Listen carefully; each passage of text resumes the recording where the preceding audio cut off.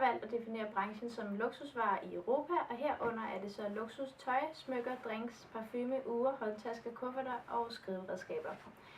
De 5 største markeder i Europa inden for den her branche er først og fremmest Italien, Frankrig, Spanien, Storbritannien og noget jeg har glemt.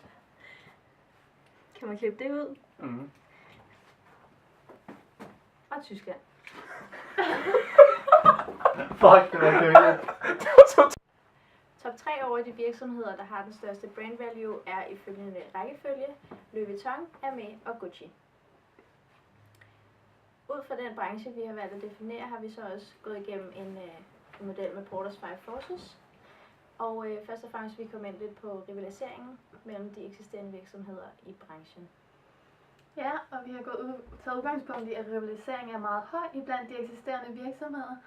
Ud fra dem har vi kigget på de 3 topledende virksomheder, ud fra deres samlede omsætning i 2012, hvor den største var LVMH, så var det Kering, som også indebærer Gucci, og så er det Richemont. Og så vil vi kigge på nogle forskellige faktorer, som har påvirket branchen. Og der vil vi starte med at snakke lidt om de nye indtrængninger på markedet. Det er meget svært at indtrænge, fordi markedet er så stort, og de her adgangsbarrierer fylder så meget i forvejen. Så det er ikke bare noget med lige at komme ind og så kunne stjæle hinandens markedsandel, fordi de virksomheder, der er der, har deres egne markedsandel, og du kan ikke bare komme ind og overtage dem. Så derfor vil vi sige, at det er en lav trussel for nye udbydere, da det er sådan en svær branche at komme ind på. Så har vi kigget på forhandlingsstyrken fra leverandørerne, og der fandt vi ligesom frem til, at der altid vil være nogle andre udbydere af de råmaterialer og hvad de ellers får for deres leverandører, som de kan finde et andet sted. Og derfor har leverandørerne altså en lav forhandlingsstyrke, og de virksomheder, der ligesom er i branchen, har ligesom magten over dem, hvis man kan sige det sådan. I forhold til substituerende produkter, så har vi gået ind og snakket om, at det ikke er så meget funktionen i, at det er noget luksus. Det er mere følelsen af, at man har noget luksus. Så det vi har snakket om, det kunne være en luksusbil eller en luksusrejse, som kunne gå ind og være en substitut for Louis Vuitton eller for branchen generelt. Ydermere så har vi konkluderet på, at der er lav krydspris-elasticitet, og det gør derfor, at vi overordnet har sagt, at den faktorer, altså at der er lav trussel for substituerende produkter, da de ikke går direkte i konkurrence med branchen. Ja, i forhold til forhandlingsstyrken hos kunden har vi ligesom valgt at vurdere, at den er lav, fordi at der er så høj grad af præferencer, og markedet er så heterogen, som det er. Så derfor vil kunden ikke, de har ligesom deres præferencer på forhånd, og de ved, hvad for nogle mærker de helst vil have. Så derfor er forhandlingsstyrken ikke noget, man rigtig kan gå ind og røre ved på den måde, og derfor er den lav. Ud fra den her Porter's, vi har lavet, der har vi så valgt til sidst at konkludere, at markedet ikke er attraktivt for nye udbydere at komme ind på. De sidder simpelthen for tungt, og det er for svært at komme ind. Ja, vi har lavet en PEST-analyse, som er en analyse af de faktorer, der har stor indflydelse på den pågældende virksomhed og branche i det hele taget. Jeg vil gerne snakke om de juridiske faktorer for første. Der kan være krav til markedsføring, til konkurrence, produktansvar og ansættelse. Så er vi over til de politiske faktorer. Der kan være noget import-eksportafgift, kvoter for CO2, udledning af kemikalier og giftstoffer. Så skal vi ind på de økonomiske faktorer.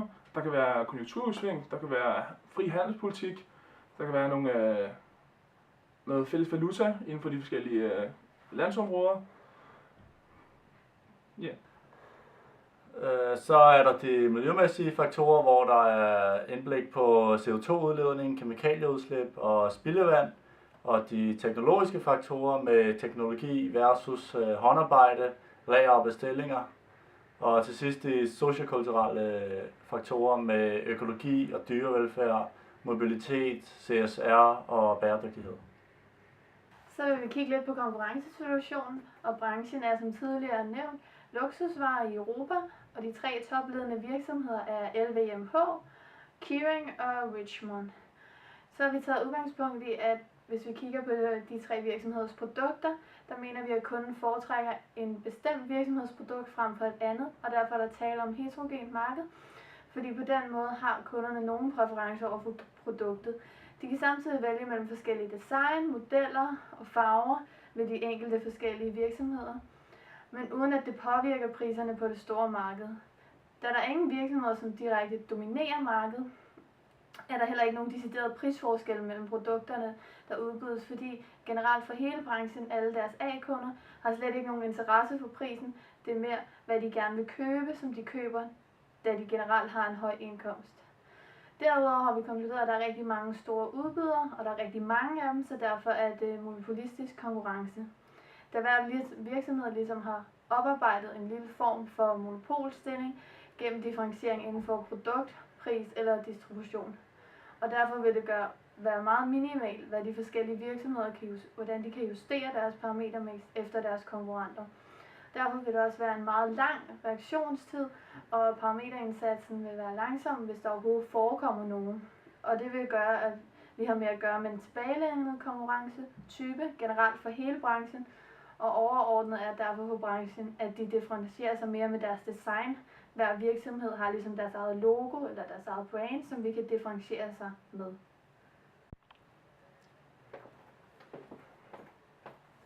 Ja, og vi har kigget på nogle styrker og svagheder i forhold til de her forskellige topledende virksomheder, som Maria hun lige fortalte om.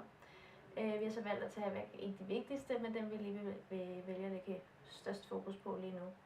For LVMH har de den her styrke med, de har en enormt stor indflydelse på, hvad der sker i modeverdenen, og de kan gå ind ligesom og agere trendsetter, fordi de er, kan man sige, de har nogle af de allerstørste mærker med den allerstørste brand value i deres koncern, så derfor er de ligesom de første til ligesom at sige, det her det er det, der skal ske i den her modeverden i øjeblikket. Det kan så også være en svaghed, at de ikke har nogen at følge i fodsporene af, og ligesom efter af, hvis man kan sige det sådan. Og for Kering er der at sige, at en af deres styrker er, at de er førende inden for bæredygtighed. De ejer mærket Gucci, og de er lige kommet ud med nogle solbriller, som er lavet af flydende træ, altså bæredygtigt materiale. Det er nogle af de første, der overhovedet har fundet på at kunne gøre sig, så der er de meget førende, for de har Gucci. De har ingen, eller i hvert fald kun en lille mulighed for at agere trendsetter, fordi de altså lige har de her LVMH over dem, som er der til først at sige, hvad der er inde på markedet. For Richemont er der det her med, at størstedelen af de mærker eller virksomheder, som koncernen ejer, det er nogen, der laver schweizisk urmageri. Og det gør altså, at de på en eller anden måde i koncernen er specialiseret omkring et fag, hvilket gør, at de ligesom kan dele viden, dele kunden og kompetencer og sådan noget for at blive endnu bedre hele tiden, og for os på den måde kan de så gå ind og være trendsetter for det her schweiziske urmageri, fordi de har så mange af de virksomheder, der producerer dem. Derudover så risikerer de godt nok, og det er så en svaghed, at de risikerer en konflikt internt i virksomheden, fordi at man kan sige, at de her urmager, de vil jo så på en eller anden måde i sidste ende være konkurrenter over for hinanden på markedet, fordi det er jo de samme kunder, de udbyder dem til, og derfor kan der godt være en anden form for intern konflikt om, hvordan skal vi markedsføre os, og hvordan, altså, i hvor høj grad kan man ligesom gå ind og sige, at vi er bedre end de andre nu, hvor vi ligesom er ejet af samme koncern. Ja, så overordnet for hele konkurrencesituationen kan vi sige, for enkelte brand er de i direkte konkurrence, ikke? Så der er meget snæver konkurrence, men overordnet for hele koncernerne har de meget bredt sådan produktportefølje, fordi de laver så mange forskellige ting, så de er ikke i direkte konkurrence med nødvendigvis hele koncernen. Nej. Der er enkelte dele i forhold til brand. Lige præcis. Altså man kan sige for eksempel LVMH, de ejer Moet, som jo har at gøre med champagne og generelt eksklusiv drikkevarer, hvis man kan sige det sådan. Og der er de to andre, vi har nævnt, Kering og Richemont, de går slet ikke ind og agerer konkurrenter på den måde, hvor de derimod er enormt konkurrenter til Louis Vuitton, fordi de har Gucci, som er en af dem med størst brand value, så det varierer meget konkurrencen i de forskellige koncerner.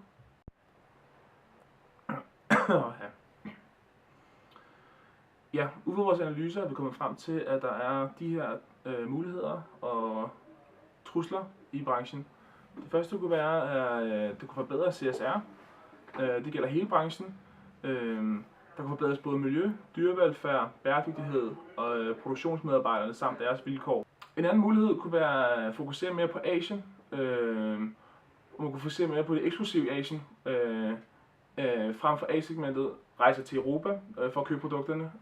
Dermed føler det som er eksklusive, ved at sige, at den er købt i Paris eller Europa. Ja.